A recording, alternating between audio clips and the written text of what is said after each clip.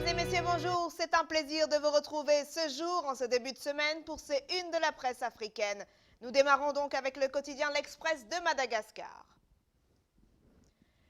Examen, suspicion de fuite de sujets au BEPC. Des suspicions de fuite ont été signalées la veille du début des épreuves. Des sources ont signalé une photocopie massive du sujet d'examen à Sabotsi Nameana, Madagascar.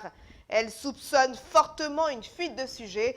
Le ministère de l'Éducation nationale assure toutefois la sécurisation des sujets. Pour le MEN, il s'agit d'une simple perturbation. Détail à lire en page 8. Épidémie du coronavirus qui continue de sévir à Madagascar. 3 décès, 400 nouveaux cas de Covid-19. Système alimentaire vers une résilience renforcée à Madagascar. Et pour terminer, football. Telma Coupe de Madagascar. Tsila offre une 4e étoile à El Geco+. Détail en page 11. Nous poursuivons avec le défi quotidien direction Maurice en Afrique de l'Est. À présent. Alors en manchette, incendie au Luxe Belmar. 130 chambres et 12 villas privées détruites. À lire en page 9. Huile et lait, des vouchers à l'étude pour ceux touchant jusqu'à RS 20 000. Le dol puri à RS 20 à partir de ce lundi. Et pour terminer, allégation de Chéri Singh contre le Premier ministre de Maurice. La police peut enquêter en l'absence de plainte. Voilà donc pour ce quotidien. Direction le Maroc, à présent avec le quotidien Aujourd'hui. Face à la recrudescence de cas de Covid au Maroc également, le ministère de la Santé tire la sonnette d'alarme. Un retour au confinement est-il envisageable au Maroc? C'est la question que se pose ce quotidien. Détail en pages 6 et 7. Axal, Marjan Holding, Kitea, Yaned et Aradei Capital font partie des fondateurs, une association professionnelle pour l'immobilier locatif, à lire en page 3. Tangers, Automotive City, Yazaki Maroc et Nippon Express créent un hub logistique. 1400 vols supplémentaires et plus de 220 000 sièges programmés. Royal Air Maroc ouvre 11 nouvelles lignes à partir du 6 juillet prochain. La canicule se poursuivra jusqu'au mardi prochain. Le mercure atteindra les 45 degrés. Tourisme, Dakhla mise sur la pêche sportive et les sports de glisse. Grande nouveauté de la loi 4 sur la fiscalité, le Maroc instaure une taxe carbone. Voilà donc pour le Maroc. Nous poursuivons avec le Congo. Nous démarrons avec les dépêches de Brazzaville. Législative et locale 2022, Wesso 2, Léonidas, Karel, Motom, Mamoni retirés de la course. À lire en page 4. La force publique vote aujourd'hui, page 6. CEMAC, la BDEAC veut se moderniser. Et santé, des hôpitaux bientôt dotés en kit de césarienne. Voilà donc pour ce quotidien. Nous poursuivons avec le courrier de Kinshasa.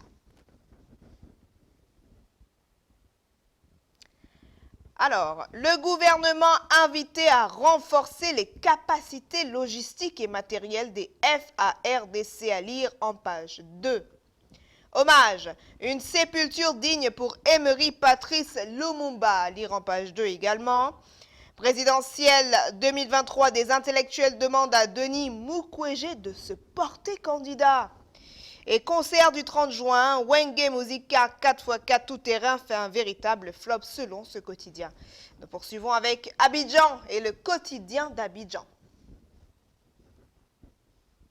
En manchette, nous parlons du Hadj 2022. La direction des cultes dresse le bilan de la phase aller. Football, Cannes 2023 en Côte d'Ivoire, décalé à janvier-février 2024. En tournée à l'intérieur du pays, le professeur Dedi Siri fait des révélations sur Gbagbo. Voici pourquoi il a été enlevé et déporté, selon lui.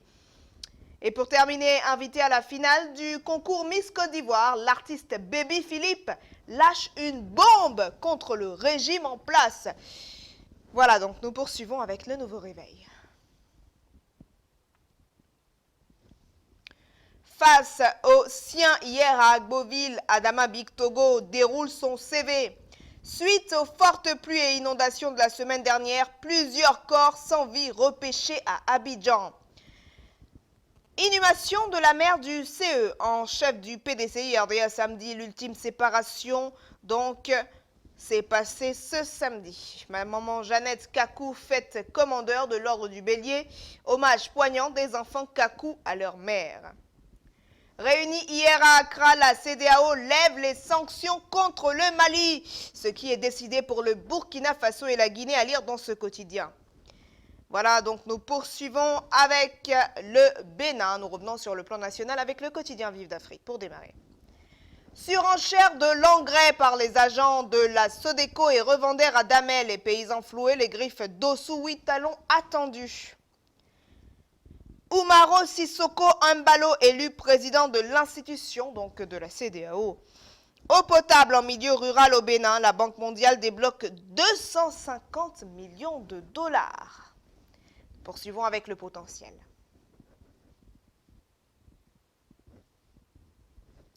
Cybercriminalité sur le réseau financier Postal Office. 6 agents de la société Intercom Bénin arrêtés. Le cerveau, un agent de la Poste du Bénin, selon le potentiel.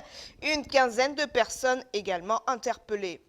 Mauvaise gestion des flux à l'aéroport. Le coup de gueule de Wadaï aux responsables, à lire dans ce quotidien. Et donc, pour terminer, réunion du bureau de l'IMF à Abidjan, présence remarquée de Luc Atrokpa aux assises. Voilà, mesdames et messieurs, c'est ainsi que se referme C'est une de la presse africaine en français. Merci à vous de nous avoir suivis. Très bonne suite de programmes sur Gulf TV Africa.